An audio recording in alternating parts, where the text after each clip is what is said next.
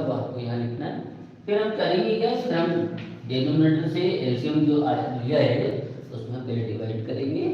Divide का जो question आएगा, जो आंसर आएगा उसको हम न्यूमरेटर से मल्टीप्लाई करेंगे। जैसे 3 का डिवाइड करिए 15 में, कितना आएगा बताइए, 3 5 का 15 आएगा।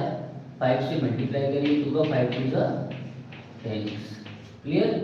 अब क्या है, ये यहाँ से है ना, ये है 15, 15 का 15 में डिवाइड करिए तो 15 1 जा 15 है ना, एक बना है ना, तो 1 का मल्टीप्लाई करिए 7 1 जा 7, ठीक है। इजिकल टू आरएचएस में क्या है, 3 -1, 3 में से 1 माइनस करेंगे 2। अब ये है 10 माइनस 7, 10 में 7 माइनस करेंगे तो क्या आएगा, 3x upon 15 is equal to 2।